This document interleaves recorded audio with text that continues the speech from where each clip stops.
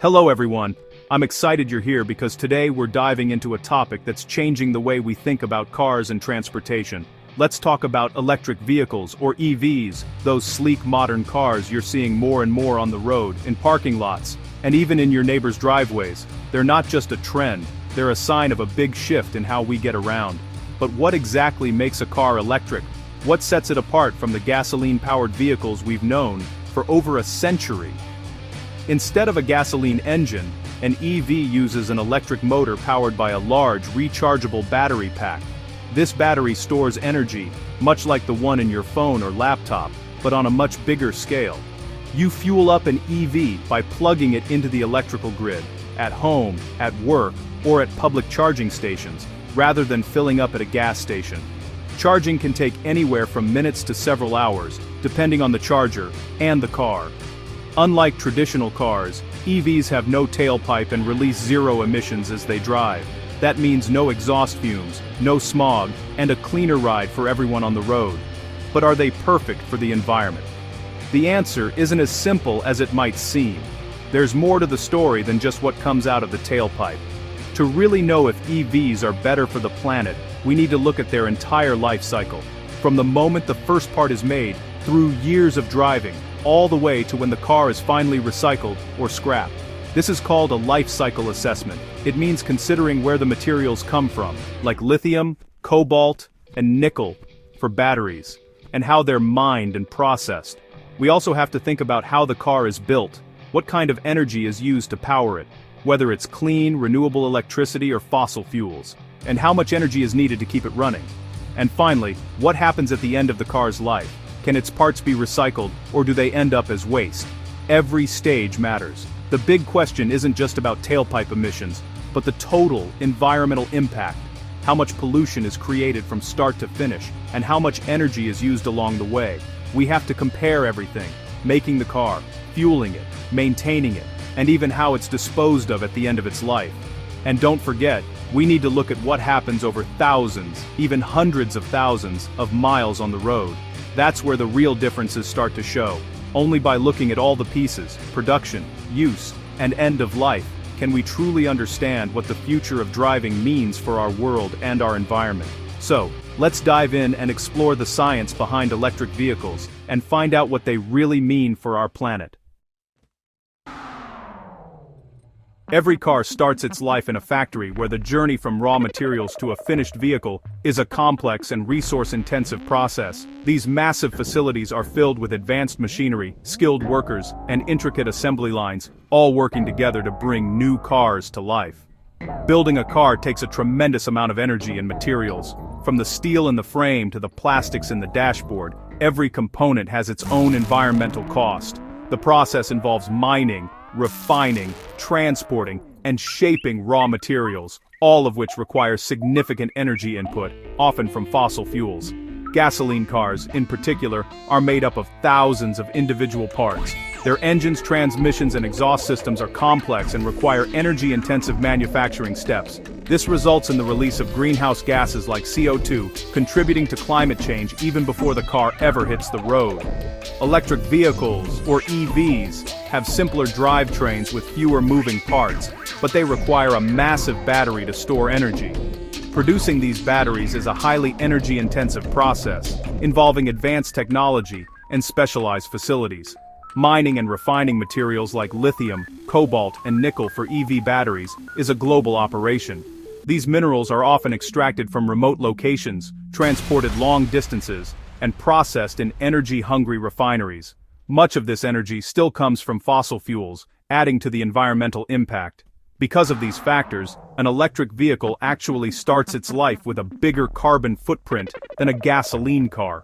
The emissions from battery production and material extraction add up quickly, making the initial environmental cost of an EV surprisingly high. For example, manufacturing a new electric SUV can generate around 12 tons of CO2 emissions, while a similar gasoline SUV produces about 8 tons. That's a significant difference, and it's mostly due to the battery. The extra 4 tons of emissions come almost entirely from the battery pack, which is made up of energy-intensive materials and requires complex manufacturing steps.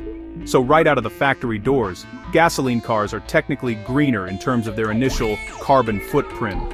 When this might seem counterintuitive given the reputation of EVs as clean vehicles, but that's just the beginning of the story.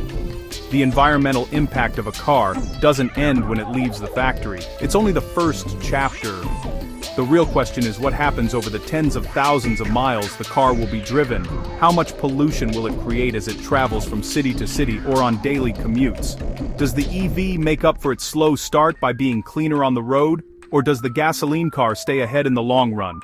To find out, we need to look at what happens once these cars hit the road and start racking up miles. That's where the real environmental story unfolds. The manufacturing footprint is just the first piece of the puzzle. What truly matters is the car's lifetime emissions, from the first mile to the last. Let's see what comes next as we follow these vehicles beyond the factory gates and into the real world. Think of two runners, a gasoline car and an EV. At the starting line, the EV takes a few steps back because of the emissions from battery production. It's emissions debt. The EV has to pay back this extra carbon before it becomes cleaner than a gasoline car. How long does that take? It depends on how clean your electricity is. If your power comes from coal, it takes longer. If it's from renewables, the EV pays off its debt quickly. On average, most EVs make up for their higher manufacturing emissions within 1 to 2 years of typical driving. A gasoline car emits about 4.6 tons of CO2 per year just from burning fuel. So, in less than a year, the gasoline car has already caught up to the EV's extra manufacturing emissions. After that, the EV's environmental advantage keeps growing.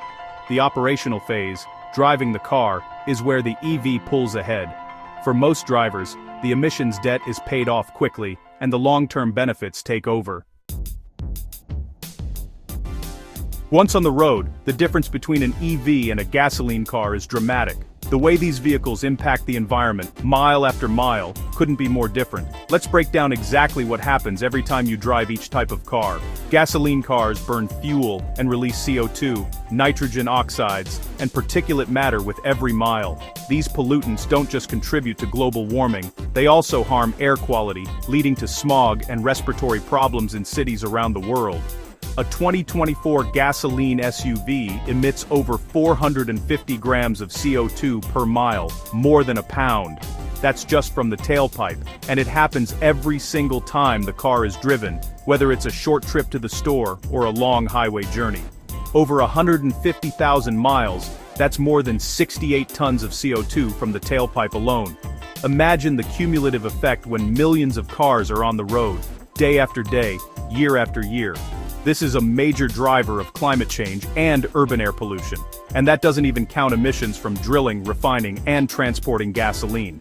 The entire process of getting fuel from the ground to your tank adds even more pollution, further increasing the carbon footprint of gasoline vehicles. EVs, by contrast, have no tailpipe and produce zero local emissions as they drive. That means no exhaust, no smog-forming pollutants, and cleaner air for everyone nearby, especially in crowded cities and neighborhoods. Even accounting for electricity generation, a comparable electric SUV is responsible for about 130 grams of CO2 per mile. This number keeps dropping as more renewable energy sources like wind and solar are added to the grid, making EVs cleaner every year.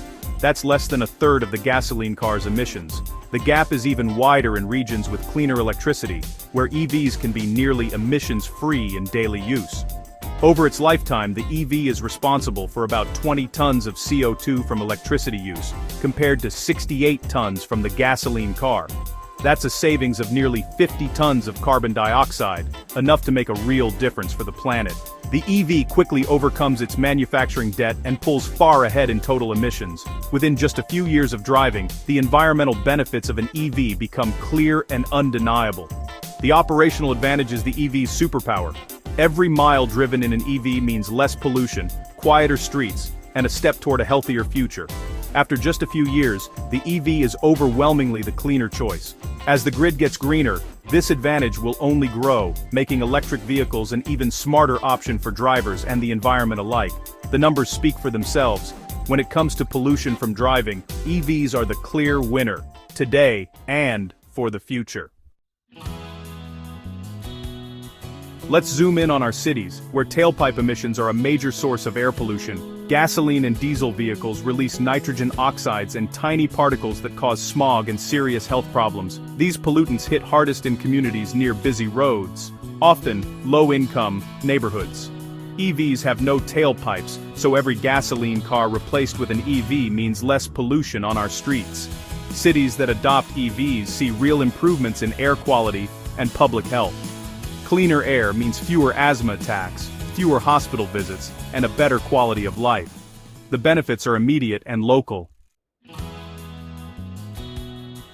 People often say EVs are only as clean as the electricity that charges them, and that's true. If your grid runs on coal, charging an EV still causes emissions, just at the power plant. But electricity grids are getting cleaner every year as we add more renewables like solar and wind.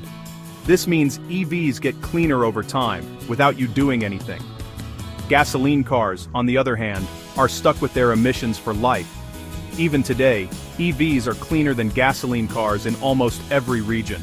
As the grid gets greener, the climate benefits of EVs only increase. The future is on the side of electrification. What happens to EV batteries at the end of their life? The answer is recycling. EV batteries are full of valuable materials like lithium and cobalt, which can be recovered and reused. Battery recycling is advancing fast, turning old batteries into resources for new ones. This urban mining is much less polluting than traditional mining. Plus, old EV batteries can be reused for energy storage before they're recycled. As more EVs reach end of life, recycling capacity is ramping up to meet demand. By closing the loop, we reduce the need for new mining and cut the environmental impact of EVs. A future where new batteries are made from old ones is becoming reality. Sustainability is built into the EV story.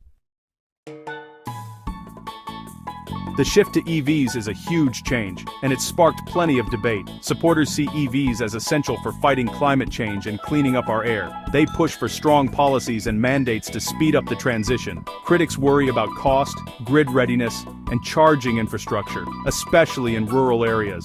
Some automakers and politicians argue that aggressive mandates are too fast and limit consumer choice. The debate is real, with valid concerns on both sides. The road to an electric future is as much about policy and society as it is about technology. The conversation is ongoing. So, what's the verdict? The science is clear. EVs are better for the environment. They start with an emissions debt but quickly pay it back and stay cleaner for the rest of their lives. EVs reduce greenhouse gases and clean up city air, improving public health. As grids get greener and battery tech improves, EVs will only get better.